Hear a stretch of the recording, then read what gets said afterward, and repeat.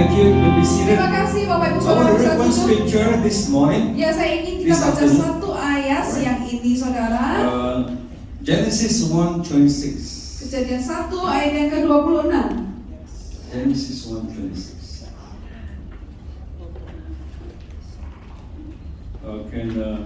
Can we read in the Indonesian? Just read them. Oke, saya bacakan Saudara Kejadian 1 ayat yang ke-26. Berfirmanlah Allah, baiklah kita menjadikan manusia menurut gambar dan rupa kita, supaya mereka berkuasa atas ikan-ikan di laut dan burung-burung di udara, dan atas ternak dan atas seluruh bumi, dan atas segala binatang melata yang merayap di bumi. Now we're talking about how to change nations and cities in the world. Nah, saudara, pada saat kita berbicara bagaimana kita bisa mengubah bangsa kita dan juga seluruh dunia, That's an awesome topic. itu topik yang menakjubkan, saudara, yang mengagumkan. Some of you are wondering, how can I change the world? Dan beberapa dari saudara berpikir-pikir gimana caranya ya, gimana bisa mengubah dunia atau mengubah Indonesia. I'm trying very hard to change myself. Aku aja lagi berjuang keras mengubah diriku, gitu kan saudara. Can change my naughty son. Nah, bagaimana juga sedang mikir mengubah anakku yang nakal. How to change the world. Bagaimana bisa mengubah dunia? I want to introduce a new word. I think it's a new word to some people, maybe not to some, I don't know. But the word dominion.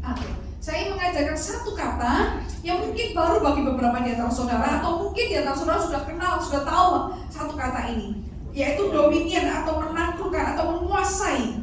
The concept of dominion has arisen out of the prophetic and the apostolic revival. Nah, saudara, kata-kata mendominasi atau berkuasa ini muncul, saudara, di dalam kata-kata profetik dan apostolik, saudara. God gave Adam dominion over the garden, over the world. Tuhan memberikan kepada Adam itu kekuasaan, saudara, menguasai dunia ini, saudara. Taman juga, The saudara. animals, the birds, the fish, the land, the ocean, everything. Jadi hewan-hewan, burung-burung, tumbuh-tumbuhan, lautan, semuanya, saudara, dikuasai. What does it mean? Artinya apa? It means the marketplace, the world. Artinya marketplace, saudara. Dunia ini, saudara. Land means power and money. Saudara, tanah itu berbicara tentang kekuasaan dan uang. Animals, natural resources, oil, gas, gold, Nah, power, money. saudara, semuanya, saudara, hewan, sumber daya itu berbicara tentang kekuasaan, uang. And Adam had dominion over the world, over the Dan land. Adam itu punya kekuasaan, berkuasa atas tanah itu. Wow, that is an awesome concept. Ini konsep yang sangat luar biasa, saudara. Because we don't think that way. Karena cara pikir kita nggak seperti itu. When I became a Christian a long time ago, Saat kita menjadi orang Kristen bertahun-tahun yang lalu, we don't even talk about changing the world. kita nggak pernah berbicara mengenai bagaimana mengubah dunia. When we think about evangelism, Mungkin kita pikirnya tentang penginjilan gitu, saudara ya. my pastor told me, one by one, change people one by one. Nah, pendeta saya ngomongnya gini, saudara, kalau mengubah itu satu demi satu gitu, saudara. So those of you who have been a Christian a long time, 40 years ago, we have the campus crusade. Nah, saudara, Win one soul at a time. kalau saudara sudah jadi Kristen 40 tahun yang lalu, saudara, zaman dulu saudara ada yang namanya KKR gitu, saudara, KKR kampus gitu, saudara. Jadi itu kalau dibenangkan jiwanya itu satu demi satu berhadapan gitu, saudara. Learning the 4 spiritual laws. Nah, saudara belajar tentang 4 hukum. Anyone Hukum still rohani, remember? saudara. The 4 spiritual and still remember? Ada yang masih ingat, saudara, zaman dulu gitu, saudara. That was in Saya the belum lahir, saudara. 70s. Yang lainnya tahun 70s. 70-an gitu, saudara.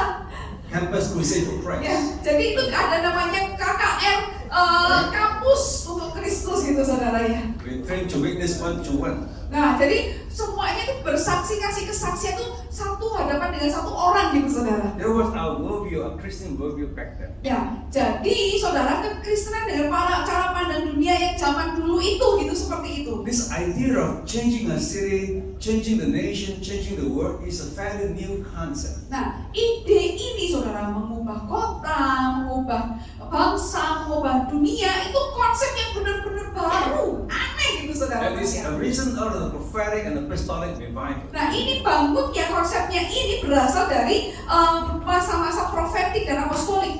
All right. what is the world? Apa dunia? What is the marketplace? Apa itu marketplace? One smart American divided it into 7 categories. Nah, saudara, ada satu orang dari Amerika yang sangat cerdas, saudara. Itu membagi dalam 7 kategori, saudara. They call Marketplace. it the 7 mountains. Ya, disebutkan sebagai 7 gunung. Dominion over the world means government, number 1. Saudara, menaklukkan atau menguasai dunia itu adalah yang pertama dia dikuasai adalah tentang pemerintahan. The world means government. Jadi dunia itu berbicara mengenai pemerintah. Number 2, business Yang kedua, bisnis or economy, wealth. atau kekayaan ekonomi. Number 3, education. Yang nomor 3, pendidikan. Number 4, entertainment. Yang keempat itu entertainment, saudara. Number 5, media. Yang nomor 5, media. Number 6, family. Yang keenam itu adalah keluarga. Number 7, religion. Yang ketujuh, agama. This is 7 dimension in the world, in the marketplace, in human life. Nah, ini saudara 7 dimensi dunia dalam marketplace dalam hidup kita, saudara. That touches everything about us. Dan ini sebetulnya berhubungan segala sesuatunya tentang kita, saudara. And Adam was supposed to have dominion, to have a stewardship, to have control over this, to make sure God's purpose is accomplished through the 7 mountains. Nah, saudara, Adam itu seharusnya menguasai, saudara. Dia seharusnya itu bisa menyelesaikan tugasnya Tuhan untuk menguasai semua yang sudah ditunjukkan oleh Tuhan itu dalam hal 7 gunung ini. Because you all know that Adam failed. Tapi, saudara, tentu kita semua tahu bahwa Adam gagal. Adam sinned Karena dia berdosa. and lost his dominion. Dan akhirnya kehilangan, saudara, kuasa atau kekuasaan itu. So the world doesn't cooperate with him, the world resists him. Jadi akhirnya dunia tidak jadi bekerja sama, tetapi malah menolak Adam. The lion, tiger, they eat him, not make his friend. Bahkan saudara, singa, saudara, itu nggak mau berteman sama Adam lagi, tapi malah justru ingin menerkam dia, kan? Because the natural order was disrupted. Karena apa, saudara? Tatanan natural alami ini akhirnya menjadi rusak, gitu, saudara. The land worked against man. Tanah itu bekerja melawan manusia. The flowers and good things, fruits, the durian don't grow naturally anymore. We got to cultivate it, spend so much time to make it grow. Jadi saudara, tumbuh-tumbuhan, buah-buahan, bunga itu sudah nggak bertumbuh, berkembang, berteman dengan manusia, tetapi melawan manusia. Bahkan durian itu melawan manusia. Dia nggak bisa bertumbuh dalam waktu yang cepat, butuh waktu yang lama jadian, saudara. But the weeds, the lalang, grow very fast. Tetapi saudara, ilalang tumbuhnya malah lebih cepat daripada buah durian. Have you wondered why? Saudara pernah bertanya-tanya nggak kenapa kok bisa? Nobody bother about the weed, but they grow themselves very big. Bayangkan saudara, nggak ada yang peduli, nggak ada yang butuh dengan ilalang, tapi kenapa kok tumbuhnya lebih cepat, saudara? But the fruit trees don't grow so big. Tapi kalau pohon buah-buahan nggak cepat-cepat, nggak tumbuh-tumbuh gitu, saudara. Pernah You bertanya-tanya care nggak? for it every day, Saudara harus pelihara terus setiap hari gitu, saudara. So the whole world work against man. Jadi artinya begini, saudara, bahwa dunia berbalik melawan kepada manusia. Alright. But when Jesus died on the cross for our sins, Tetapi pada waktu Yesus mati di atas kayu salib untuk dosa kita, He set in motion a plan to restore man's relationship with God and with the world. nah, dia berkata bahwa ini terjadi adalah untuk memulihkan hubungan manusia dengan Tuhan dan manusia dengan dunia ini. To restore dominion over planet Earth. Untuk memulihkan kembali kekuasaan atas planet bumi ini. So the more we know God, Jadi Bapak Ibu, semakin kita mengenal Tuhan, the more we love Jesus, semakin kita mengasihi Yesus, the more we follow Him and obey Him, semakin kita mengikuti dan mentaati Dia, the more blessing and power and dominion we will have over lives, over the world. maka akan semakin banyak berkat, kekuasaan yang kita terima untuk menguasai dunia ini. This is the basic prophetic and apostolic worldview of thinking today. Nah, ini saudara, pola pikir dasar secara profetik dan kerasulan bagi muka bumi saat-saat ini. Now, it all begins in the mind. It's very important that we receive it in the mind. Jadi saudara, sangat penting pikiran kita ini, karena semuanya dimulai dengan bagaimana kita menerima dalam pola pikir kita. Because there's an opposite teaching for a long time. Karena saudara, kenapa saudara? Karena sudah ada pengajaran yang berlawanan sudah cukup lama, saudara. And it's kita taken terima. root in the Christian mind. dan sudah mulai berakar di pikiran kekristenan kita. And this teaching says we should not get involved with the world. Dikatakan gini, kita nggak seharusnya terlibat lebih dalam dengan dunia, gitu saudara. The world is sinful. Dunia itu penuh dengan dosa. Business is dirty. Politics is dirty. Bisnis itu kotor, politik kotor.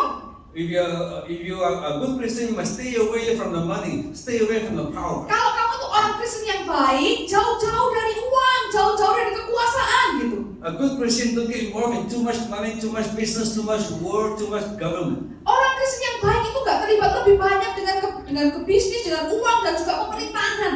Yes, the traditional churches still believe that. Ya, Bapak Ibu, dari gereja-gereja tradisional itu masih percaya tentang pola pikir seperti ini. Because when you talk about the marketplace, Karena saat kita berbicara mengenai marketplace, it basically means power and wealth. sebetulnya dasarnya itu berbicara tentang apa, saudara? Kekuasaan dan kekayaan. And immediately the church in the past cannot understand, reject this thinking. Jadi langsung, saudara, gereja-gereja yang masih dengan pola pikir tradisional nggak akan bisa tahan mendengar hal-hal ini. Mereka akan langsung menolak hal ini. Because they don't think that Christians should be too rich, too great, too powerful. Karena mereka berpikir orang Kristen itu nggak boleh menjadi orang yang terlalu kaya, terlalu hebat, terlalu penuh kuasa. They don't understand power and wealth. Karena mereka nggak memahami tentang kekuasaan, kekayaan. They understand poverty. Yang mereka pahami adalah tentang konsep kemiskinan. They understand suffering. Yang mereka pahami tentang konsep penderita. You know, the best Christian is someone who suffered Orang- all his life but still faithful to God. Orang Kristen yang terbaik adalah orang yang bisa menderita terus bertahan untuk Tuhan. They love the poor pastor, so faithful and so poor, sayang pastor. Jadi mereka itu sayangnya dengan pendeta yang miskin, yang tetap melayani Tuhan, itu langsung disayangi gitu, saudara. But when the pastor is too powerful, Tapi kalau pendetanya sudah terlalu penuh kuasa, punya kekuasaan gitu, saudara, his house is too big, dan kelihatannya sudah terlalu gede gitu, saudara, kuasanya. his house is too Oh, big, rumahnya sudah gede gitu, his saudara. car is too nice. Mobilnya terlalu bagus. We don't like pastors like that. Waduh, kita nggak suka pendeta kayak gitu. Pastor ini jahat sekali. Ini pasti pendetanya jahat gitu. Oh, orang punya uang. Wah, karena punya uang gitu, saudara ya. So the church think like that today. Nah, pola pikir gereja itu seperti itu, saudara. It's a big conflict. Jadi ada banyak konflik besar terjadi. So it's hard to teach about dominion in the traditional church. Jadi sangat susah untuk mengajarkan tentang konsep kekuasaan gitu, saudara, kepada gereja tradisional.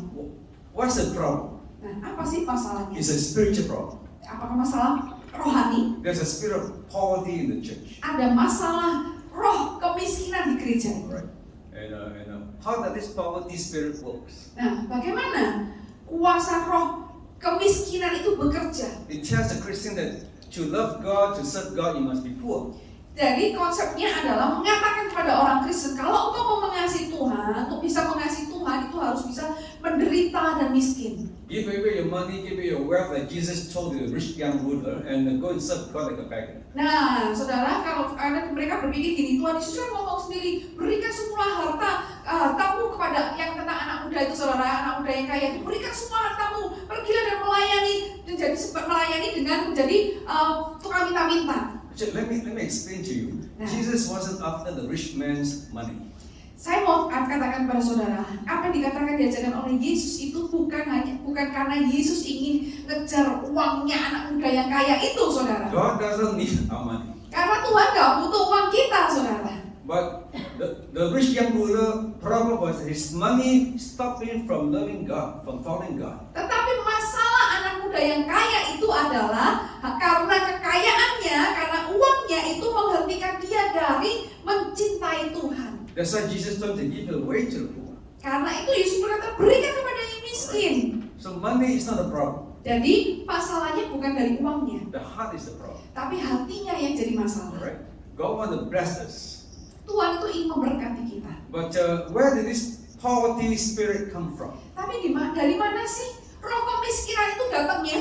this spirit that binds us, that tells us that we cannot be too rich, we must be poor. Where did it come from? Nah, saudara, roh ini ngomongnya gini, mau ngajarin ke kita bahwa kita ini mengikat kita dan membuat kita itu menjadi orang yang berpikir kita tuh tidak boleh terlalu kaya. Ini asalnya dari mana sih pengajaran ini? Definitely not from the Bible. Tentu jelas bukan dari Alkitab, saudara. Because all through the Bible, the people who serve God were always blessed by God. Karena kalau kita buka di seluruh Alkitab, semua orang yang mau mencinta mengasihi Tuhan, melayani Tuhan itu diberkati oleh Tuhan. And wealth, land, cow and sheep, material blessing is just one sign of God's blessing. Jadi saudara, kemudian tanah, peternakan, semua berkat itu sebetulnya hanya satu, semua berkat material itu hanya baru satu tanda dari berkat It's not the Tuhan. most important, but it's one sign that God is blessing a man. Jadi ini bukan yang terpenting saudara, tapi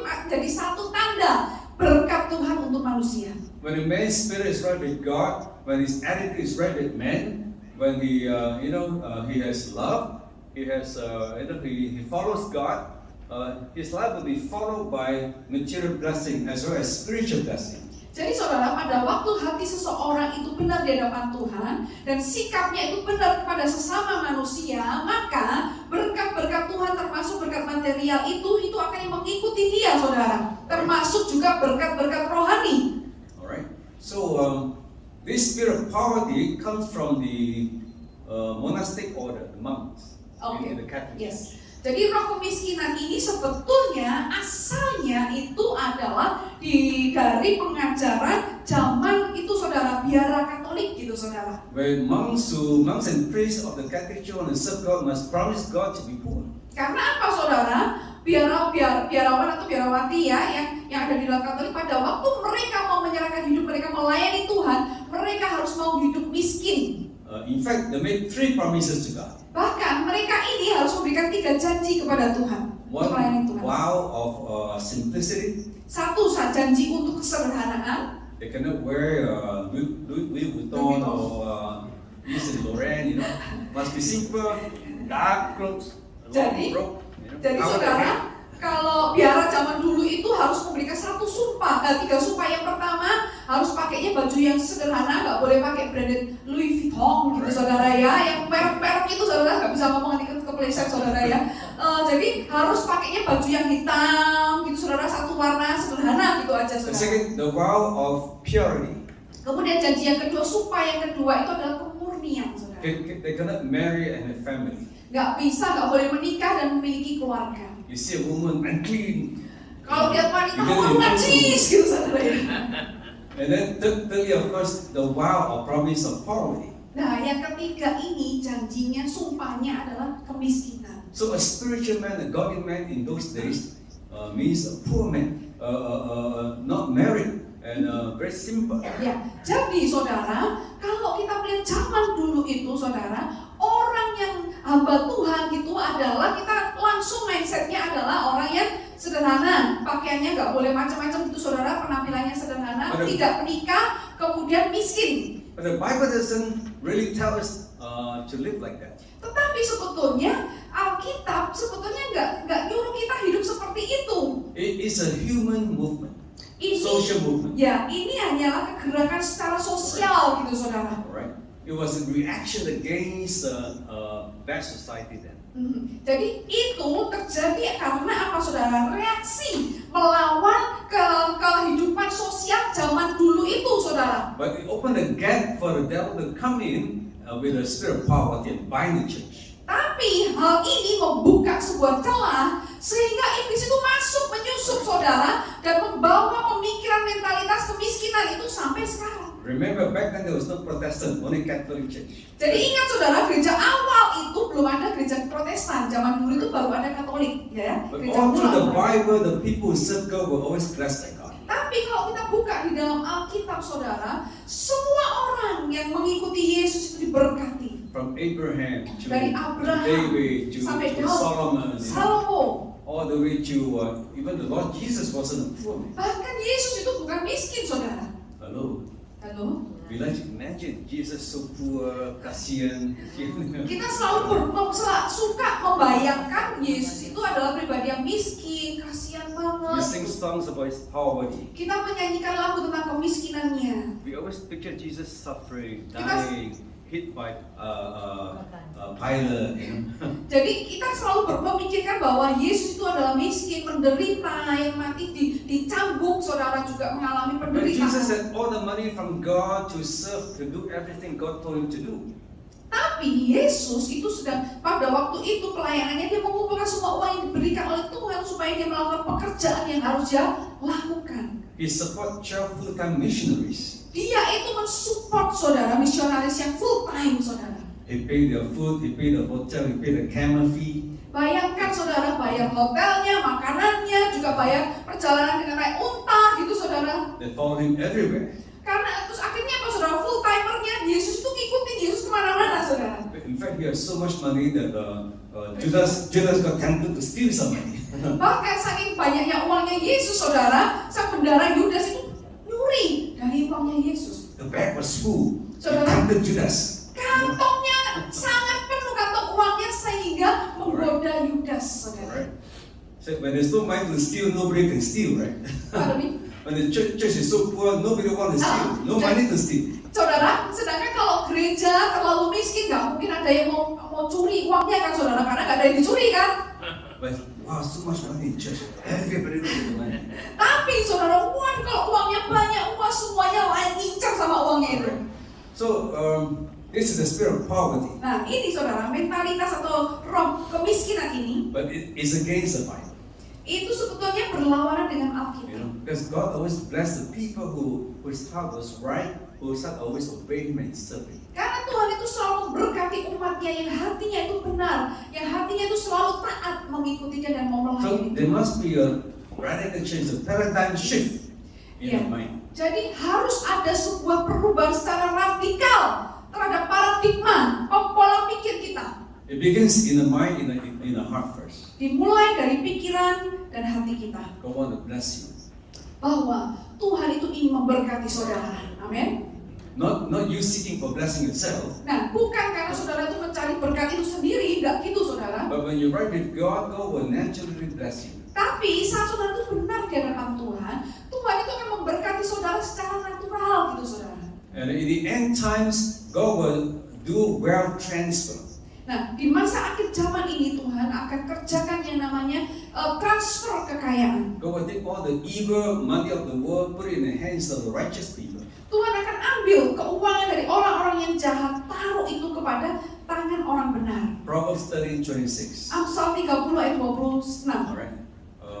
The wealth of the wicked is kept for the righteous. Saudara, kekayaan orang jahat itu disimpan untuk orang benar. So they call this wealth transfer. Jadi kita sebutnya itu namanya apa saudara?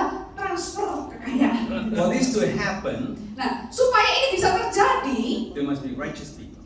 harus ada yang disebut namanya orang benar. Righteous people are people who know Jesus, who have been forgiven by Jesus, Orang yang benar itu adalah orang yang mengenal Yesus, yang sudah diampuni oleh who Yesus, love Jesus, who have Mary anointing, yang mengasihi Yesus dan memiliki urapan Maria, who love God more than money. yang mengasihi Tuhan lebih daripada uangnya. Is there someone like that in Solo? Apakah ada orang yang seperti itu di Solo, saudara? Ada amin? Be careful, don't simply raise a hand. Hati-hati loh saudara, jangan cuma ikut-ikutan angkat tangan saudara ya. Alright? Oh, I love God more than money. Wah, aku cinta Tuhan lebih daripada uang gitu saudara. And tomorrow God told you, go and sell your car. Tapi besok Tuhan ngomong, pergi kan jual mobilmu, Give it to poor people. berikan kepada orang yang miskin, Go and sell your house. jual rumahmu. So be careful, don't simply raise a hand. Hati-hati saudara lo ya, jangan cuma asal angkat tangan loh saudara. I have sold my car before, that's I can tell you. Saudara, saya pernah jual mobil saya, makanya saya bisa ngomong ini kepada saudara. And give it to the church. Dan berikan itu kepada gereja. I give her my house before and give it to the church. Saya pernah juga jual rumah saya dan berikan kepada gereja. If I haven't done it, I won't dare tell you. Karena kalau saya belum melakukan, nggak mungkin saya cerita kepada saudara ya kan. Because you can tell people to do what you're not willing to. Saudara, karena kita nggak akan ngomong kepada orang apa yang mereka harus lakukan tanpa kita sendiri nggak mau lakukan. So God want to bless us. Jadi Bapak Ibu, Tuhan itu ingin memberkati kita. Give us back dominion over the marketplace. Memberikan kita itu kekuasaan menguasai marketplace. But how is it going to happen? Tapi bagaimana itu bisa terjadi, saudara? The world, the marketplace is controlled by powerful people. Dunia marketplace itu dikendalikan oleh orang yang punya kekuasaan besar. The worldly kings. Jadi raja duniawi gitu, saudara. They're controlled. Most of them are controlled by Satan. Jadi kebanyakan itu dikendalikan oleh setan.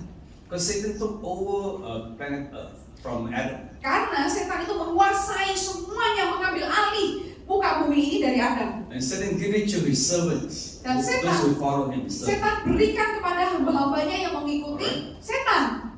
And they are satanic organization that are in control of most of the wealth of the world. Nah, saudara, di dunia ini ada organisasi setan yang mengendalikan kebanyakan kekayaan di muka bumi ini. But the Freemasons, Freemason, but the Illuminati, Illuminati, but the Bilderbergers, Bilderberg, saudara. right? Like the I almost used the word Nephilim. Nephilim? Ya. Nephilim, a hybrid between human and demon. Nah, saudara, Nephilim itu saudara kayak imam besar antara manusia dan setan. They control the world. Nah, mereka inilah yang mengendalikan dunia, They're saudara. behind all the human suffering and misery today. Sebetulnya mereka itu ada di balik semua penderitaan, kesengsaraan manusia sekarang. Satanists through the Freemason and Illuminati started the French Revolution. Saudara, setan melalui Illuminati dan juga Freemason, saudara, memulai revolusi Prancis. They financed the First World War, Second World War. Mereka juga yang mendanai, saudara, Perang Dunia I, Perang Dunia II. They get rich from the human suffering. Mereka mendapatkan kekayaan dari penderitaan manusia. Satanic people controls the wealth of the world. Saudara, orang-orang dengan mengikuti setan itu yang mengendalikan kekayaan dunia ini. Would you be very shocked if I told you only a few people control the whole world? Saudara, apakah saudara akan jadi kaget, saudara, kalau saya cerita kepada saudara bahwa hanya beberapa gelintir orang aja yang menguasai, yang mengendalikan dunia ini, loh, They saudara. all worship Satan. Dan mereka semua itu menyembah setan. Like the Rothschild, like the Rockefeller. They're so rich and so powerful, they can kill people and no one can touch them. They're their own army. Mereka tuh sangat punya kuasa, saudara. Sampai mereka bisa bunuh orang, tapi gak ada yang bisa menyentuh mereka. Karena mereka sendiri juga punya tentaranya sendiri. They control New York, London. Mereka yang punya kendali atas New York dan London. They control the Federal Reserve in USA. Ya, mereka juga punya kendali atas the Fed, saudara. And they want to come to Indonesia and China. Nah, mereka ini datang, saudara, ke Indonesia dan They're not China. here yet, but they want to come in. Mereka belum datang, mereka pengen datang ke Indonesia dan China. And they're all satanic people. Dan mereka itu adalah orang-orang setan. How do we deal with it? Nah, pertanyaan bagaimana kita bisa berurusan dengan How can we mereka? fight this kind of evil and power and wealth? Bagaimana kita bisa berperang gitu, saudara, ya, melawan orang-orang yang memiliki kejahatan seperti ini? Because all the wealth, all the world belongs to God. Karena semua kekayaan itu sebetulnya berasal dari Tuhan. But Satan stole it away from Adam. Dan itu dicuri oleh setan dari Adam. In the end times, God want to give it back to you. Dan di masa akhir zaman ini Tuhan itu ingin mengembalikannya kembali kepada saudara. Because you got a big mission to do. Karena saudara punya misi yang besar. You must untuk preach the saudara. gospel to the whole world in the end time before Jesus Saudara comes back. harus mengabarkan Injil ke seluruh dunia di masa akhir zaman ini sebelum Yesus datang kembali kedua That kali. is not simple. Dan itu gak simple, saudara. Right? And Bible says Jesus is going to come back because the gospel has not been preached around the world like Bible says. Nah, saudara, firman Tuhan berkata bahwa Yesus itu tidak akan datang sebelum Injil itu tersebar ke seluruh dunia. To preach the world around the world, you need big money. Dan saudara, untuk bisa mengabarkan Injil ke seluruh dunia itu butuh dana besar. It takes a lot of wealth to send missionaries. Jadi butuh uang banyak untuk mengutus misionaris-misionaris. How many churches in Solo has sent missionaries outside of Indonesia? Pertanyaannya, berapa banyak gereja di Solo yang sudah punya atau memutus misionaris keluar dari Indonesia? Because sending missionary means spending money to help others, not help your own church. Karena saudara, mengirim misionaris itu artinya apa saudara? Menghabiskan uang untuk menolong orang lain, bukan menghabiskan uang untuk diri kita sendiri saudara. I said all missionaries are poor. I've never seen a rich missionary before. Saudara, dan misionaris kebanyakan hampir semuanya itu miskin. Saya belum pernah lihat misionaris itu kaya. Because very little money from the church budget is sent outside to serve to help missionaries. Nah, karena saudara apa? Budget dari gereja untuk dikasih untuk pada misionaris itu sangat kecil, saudara. But we need the money for the decoration, for the nice seat, to Ya, make the church tapi beautiful. gereja lebih banyak butuh uang untuk apa saudara? Dekorasi yang bagus, kursinya yang enak gitu, AC, air conditioner. Alright? So it takes big money to complete the work of God around the world, to feed the poor, to plant the churches, to support missionaries around the world. Nah, saudara, dibutuhkan uang yang banyak, saudara, untuk mensupport pelayanan, untuk memberi makan kepada orang miskin, untuk mensupport gereja-gereja yang miskin. And last time I checked, the church is not ready for worldwide evangelism and revival. Terakhir saya cek, saudara, gereja-gereja itu belum siap untuk mensupport saudara pekerjaan secara mendunia ini, saudara. So God will touch the marketplace Nah, Tuhan itu akan menjamah marketplace to bring wealth transfer. untuk membawa transfer kekayaan ini. So Christian entrepreneurs, Christian kings will receive this wealth. Jadi kemudian saudara, pengusaha-pengusaha Kristen atau raja-raja Kristen itu akan menerima keuangan ini, kekayaan ini. And they will use it to further the gospel before Jesus comes back. Dan kemudian akan memakainya untuk memajukan kerajaan, memajukan Injil sebelum Yesus datang kedua kalinya. But first, we must get back the money from the devil. Tapi pertama kali yang harus kita lakukan apa, saudara? Kita harus mengambil kembali uang yang diambil oleh iblis. The evil kings and Rothschild and Rockefeller, they are not going to give you your money easy. Nah, saudara, iblis itu sudah menggunakan Rockefeller dan semua yang Rothschild itu, saudara, untuk membawa kekayaan itu, dan mereka nggak akan dengan mudah memberi kaya, saudara. So how to touch those kings of the world? Nah, pertanyaannya bagaimana untuk bisa menjamah hati raja dunia ini? The king doesn't listen to anybody. Karena raja nggak akan dengar kebanyakan orang, nggak akan dengar semua orang gitu, saudara. But the king will only listen to a prophet. Tetapi raja hanya akan mendengar kepada sang nabi. That's why God is restoring the fivefold ministry, especially prophets and apostles. Tuhan berkata bahwa Tuhan itu akan memulihkan 5 jawatan, khususnya nabi dan juga gembala dan juga rasul tadi. All the work of the Holy Spirit the last 100 years is to restore the complete fivefold ministry. Seluruh pekerjaan Roh Kudus yang sudah dilakukan selama ratusan tahun itu akan dipulihkan kembali melalui pelayanan 5 jawatan. When the king meets the true prophet, he will listen. Nah, pada waktu raja berjumpa dengan nabi yang sejati, maka dia akan mau dengerin. You read it all throughout the Bible. Coba saudara baca sepanjang Alkitab saudara. Alright? The king always look for a prophet. Raja itu selalu mencari nabi. And they work together for revival and transformation. Dan kemudian saudara, mereka bekerja bersama-sama dan menghasilkan yang namanya transformasi. And the reason is very simple. Alasannya sangat sederhana, Bapak. The king has learned over long years to trust the words of a prophet. Raja itu sudah belajar selama masa-masa yang panjang untuk bisa mempercayai perkataan dari nabi. Because the prophets always speak the truth. Karena apa, saudara?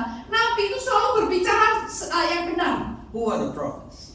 Pertanyaannya, siapa para nabi itu? They are the closest representation of God and His kingdom in the world. Mereka itu adalah perwakilan yang paling dekat dari Tuhan dan juga kerajaannya kepada bumi ini. They can hear from God, they understand God's heart, God's plan.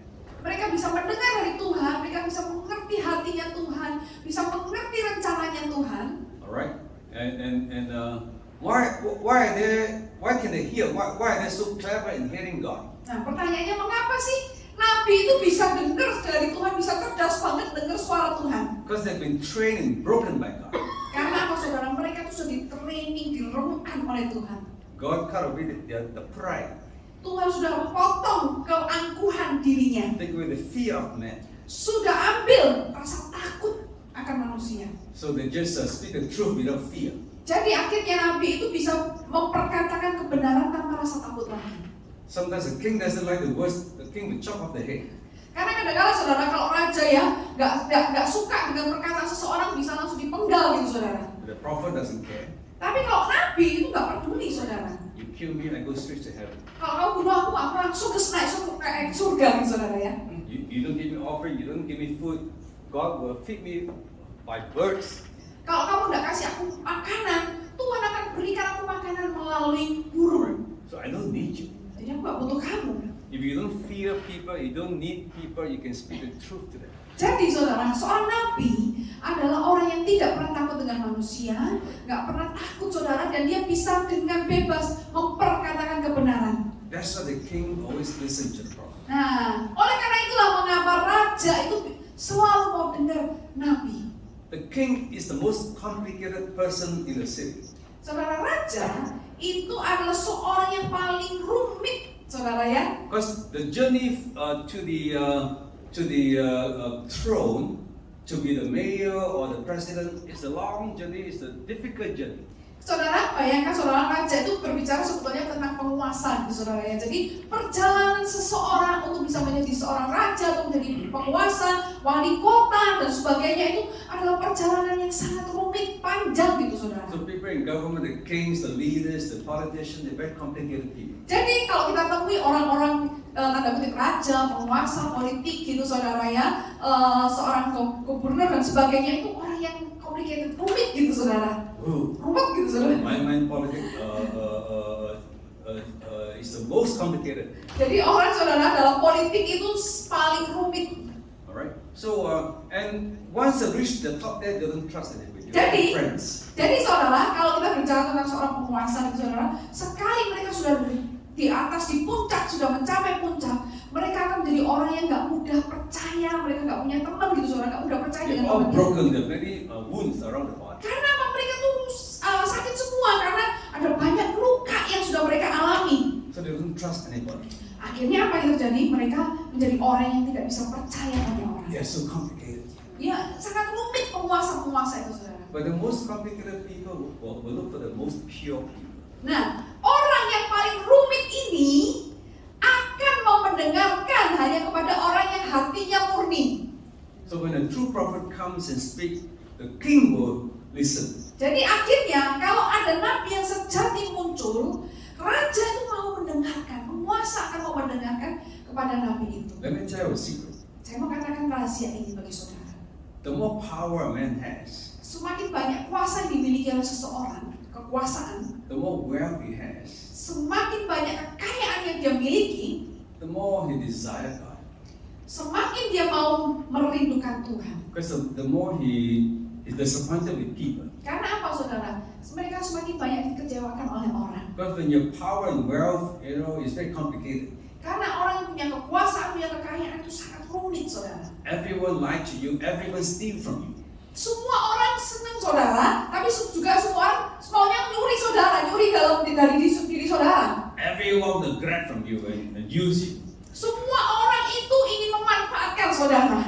So the powerful man, rich man, is the most lonely man. Nah, jadi orang-orang yang punya kuasa, kedudukannya tinggi, itu adalah orang-orang yang sangat kesepian. He has no friend. Nobody want to tell the truth to him. Gak ada punya teman, karena apa saudara? Semua orang gak akan ngomong jujur kepada dia. So when no one to touch the king, he sends a prophet. Nah, jadi begini saudara, kalau Tuhan ingin menjamah, menyentuh hati seorang penguasa, dikirimkanlah nabi. When there's no prophet, God cannot speak. Nah, kalau nggak ada nabi, Tuhan nggak bisa berbicara. Because everyone, no one want to speak for God. Karena nggak ada orang yang mau berbicara untuk Tuhan gitu saudara. Only a prophet can speak for God. Karena hanya nabi yang mau berbicara dari Tuhan. Because everyone is afraid of the king. Karena apa saudara? Semuanya kan takutnya sama penguasa. You say the wrong thing, he'll kill you. Karena kalau keliru ngomong langsung dibunuh gitu saudara ya. Right. So prophet and kings must work together to change the nation. Jadi raja atau penguasa dan juga nabi harus bekerja bersama mengubah bangsa. Alright. This is the way of God. Nah, inilah caranya Tuhan. through the Bible you see this. Melalui Alkitab semua saudara bisa lihat. So God will raise up a true prophet. Jadi saudara, Tuhan akan membangkitkan nabi-nabi yang Training him sejati. and breaking him. Dan dengan ditraining dan diremukkan dia. Because without a true prophet, God cannot speak. Karena tanpa nabi yang sejati Tuhan tidak akan bisa berbicara. And God will wait until the prophet is ready. Dan Tuhan akan menunggu sampai nabinya itu siap. Let me close by giving one example of Taiwan. Saya mau tutup dengan memberikan sebuah Taiwan. teladan Taiwan. Alright. Terima I'll show some kasih. pictures. Saya akan tunjukkan foto-foto, bisa dibantu ya. Alright. Now Taiwan has experienced revival recently. Nah, Taiwan itu mengalami revival baru-baru ini, saudara. I have some pictures, but they're not in order. Saya punya ada foto-foto meskipun nggak berurutan, saudara. Bisa itu ya, that's what I mean. This is the president of Taiwan early. Oke, ini adalah presiden Taiwan yang terdahulu, saudara ya. That's me when I was younger. Ini adalah pastor pada waktu masih muda, ya, saudara. This was in the year 2008, Tahun 2008 waktu itu. where Dr. Manju won the election to be the president of Taiwan. Jadi waktu itu Dr. Manchu jadi memenangkan Ma Ying-jeou. And Memenangkan pemilu gitu, saudara, dan jadi presiden. when we first went to Taiwan to pray, Pada waktu Taiwan berdoa, we identified the territorial spirit over Taiwan. jadi kami bisa mengidentifikasikan roh teritorial atas Taiwan. That's the Maju spirit. Maju is a goddess, female god Oke. of the ocean. Oke, jadi roh yang menguasai teritorial, yang menguasai Taiwan itu adalah roh berupa wujudnya dewi gitu ya, dewi yang menguasai lautan. Karena Taiwan itu kan pulau, sebuah pulau. So they're afraid of the ocean, they worship the god of the ocean. Ya, jadi mereka ini penduduknya Taiwan itu adalah memuja dewi lautan gitu, saudara ya. After we bound this spirit, I met the president. Jadi setelah kita berdoa mengikat roh ini, kemudian saya berjumpa dengan presiden. But he wasn't the president then. Tapi waktu itu belum jadi presiden. Right. And but he was running for president. That is the headquarters of the Partai who ruled Taiwan for a long time. Ya, jadi ini di tempat ini adalah headquarter itu apa sih namanya, pusat gitu ya, saudara ya, dari partai yang sudah ada di Taiwan sejak lama. The man in the picture is Dr. Sun Yat-sen, the father of modern China. Jadi yang di foto itu, saudara, itu adalah bapak atas China modern gitu, saudara. He's like President Sukarno. Jadi ini seperti Presiden Soekarno gitu, saudara. And we prayed there, and then the government of Taiwan changed. Nah, kita berdoa, saudara, di sana, dan kemudian perubahan ada terjadi di dalam pemerintahan Taiwan. Right. I told this man, Dr. Ma, Saya cerita kepada tadi Dr. Mike tadi. if you want to be president, you must do 3 things for God. Jadi kalau kamu ingin jadi presiden, kamu harus lakukan 3 hal untuk Tuhan. One, of course, you must repent and be baptized Yang pertama, bahwa engkau harus bertobat dan dibaptis and follow Jesus. dan mengikut Yesus. Right. Then you'll be president. Jadi di situ setelah itu kamu akan jadi presiden. And to my surprise, he agreed. Dan kemudian saudara, dia setuju, saudara. We were in the World Trade Center in Taipei. Dan kita ada di satu pusat di Taipei. And then we baptized him in the restaurant. Dan kita membaptisnya di restoran, saudara. We pour water. Jadi cuma dikasih tuangin air gitu, saudara ya, kepada beliau And itu. he was happy. Dan dia senang, saudara. The second thing God wanted him to do, Dan hal yang kedua yang Tuhan ingin dia lakukan adalah you must love your enemies. kamu harus mengasihi musuhmu. You must love the opposition Ya. party. Kamu harus bisa mengasihi partai oposisimu. It's like PDI must work with Gerindra or something like that. Ya begitulah, saudara ya. Right. So but they're enemies. His party and the other party are enemies. Nah, tapi dia itu dengan partainya dan partai yang satunya itu bermusuhan gitu, saudara ya. But he said yes, I will follow God. Tapi dia berkata, ya aku mau mengikuti Tuhan. When he became president, he behaved like Pak Jokowi. He wanted the opposition party to be in the government. Ya. Jadi pada waktu dia menang, saudara, pemilu, dia jadi presiden, dia bersikap bertindak seperti Pak Jokowi, saudara, merangkul partai-partai oposisinya, saudara. He's the first Chinese president in Taiwan who did this. Nah, dia yang menjadi presiden Taiwan yang pertama yang melakukan hal ini, saudara. The third thing that God wanted him to do, Nah, hal yang ketiga yang Tuhan ingin dia lakukan adalah, I told him, you must make peace with communist China. kamu harus berkata berdamai dengan negara komunis China. Now, if you know Taiwan history with China, they're still at war. They're still warring for. Nah, saudara kalau tahu sejarah China dan Taiwan, saudara, sampai hari ini pun masih istilahnya They bertengkar, show saudara ya. Dr. Ma and President Xi Jinping. Bisa ditunjukkan Dr. Ma dan Presiden Xi Jinping. Oh, yeah, This is, this is in Singapore. Jadi ini foto ini diambil di Singapura. After the communists defeated his party Kuomintang, they all ran to Taiwan, right? Oke, jadi setelah komunis mengalahkan dia, jadi semua itu lari ke Taiwan gitu, saudara. And but they're still fighting a war. Tapi masih bertengkar, masih perang gitu, saudara. Now, like North and South Korea, technically they're still fighting. Nah, secara teknik, saudara, mereka ini masih perang. You know, North Korea and South Korea. Saudara, Korea Utara dan kemudian Korea Selatan. Actually, technically they're still at war. Ya, saudara kan pasti perang kan? Alright. Same with China and Taiwan. Technically they're still fighting. Sama So what seperti did China dan Taiwan ya, kayak gitu, saudara, masih perang, nggak berakhir gitu, saudara. Both the communists and the Kuomintang party believe they are ruling the government of China. Jadi dua-duanya ini, saudara, partai komunis dan satunya partainya itu percaya bahwa mereka lah yang jadi penguasa gitu, saudara. So Dr. Ma Ying-jeou party rule China in Taiwan. President Xi Jinping party, Communist party rule China in Beijing. Jadi- They both rule China. Jadi gini, saudara, yang satunya Dr. Ma itu dia memimpin partai China di Taiwan, satunya Xi Jinping ini memimpin partai China di Beijing. Alright. So Dr. Ma, everyone say we cannot make peace with the communists. Nah, semua orang ngomong, waduh, kita ini nggak bisa berdamai dengan orang komunis. But he said, yes, I'll make peace. Tapi dia bisa berkata, ya, aku bisa berdamai. Because God wants to save China. Karena Tuhan itu ingin menyelamatkan Alright. China. God wants to save the communists. Tuhan ingin menyelamatkan orang komunis. Communists cannot fight with Jesus. Komunis nggak bisa melawan Yesus. Alright.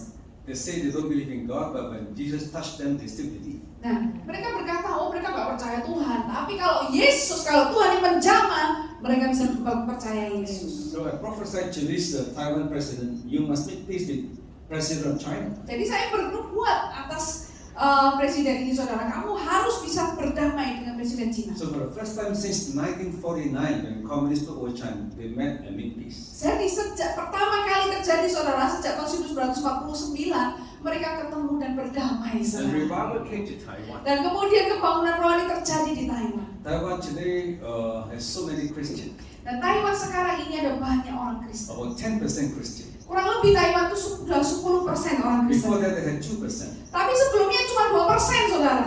No, the church has grown 5 times, in the last few years. Saudara, pertumbuhan orang Kristen bertumbuh 5 kali lipat selama beberapa tahun terakhir ini. So this is a good example of prophet and kings working together. Jadi ini, saudara, kisah ini itu hanya sebetulnya sebuah contoh yang tepat, saudara, bagaimana penguasa yang disebut raja itu bekerja sama dengan nabi. I'll close by saying this. Nah, saya mau tutup dengan mengatakan hal ini. God is looking for men and women to give His anointing. Tuhan sedang mencari pria dan wanita untuk diberikan urapannya. Actually, Indonesia is really a prophetic nation. Dan sebetulnya bangsa Indonesia, negeri Indonesia ini adalah benar-benar profetik, saudara. But this is a season where God wants to raise the prophet anointing to the highest. Tapi di musim ini kita nggak ingin menaikkan nabi itu sampai ke tempat yang paling tinggi. What's the highest power of the prophet? Apa sih sebetulnya kekuasaan tertinggi nabi? That's Elijah's anointing. Yaitu urapan Elia. Elijah was the greatest prophet. Elia itu adalah nabi yang terbesar. So there are nothing will cause the prophet to change the nation. Saudara, ada sesuatu yang membuat nabi itu bisa mengubah sebuah bangsa. Indonesia understands this. Dan Indonesia paham hal ini. But now the future of Indonesia is very important now. Dan masa depan Indonesia itu sangat penting sekarang. Especially next year when there's a new election. Ya, terkhususnya tahun depan saudara pada waktu ada pemilu nanti saudara. You must pray that the president is touched by God. Saudara harus berdoa sungguh-sungguh supaya Tuhan menjamah hati sang presiden. And continue to do the will of God. Dan terus melakukan kehendak Tuhan bagi Indonesia. So God is looking for a prophet. Dan Tuhan sedang mencari nabi-nabi. Alright? Amen. Any prophecy? Apakah ada nabi di tempat ini? Anyone love Jesus? Apakah ada orang yang mengasihi Yesus lebih daripada dunia? Amin. Anyone wants Mary anointing? Adakah yang mau mengalami urapan Maria?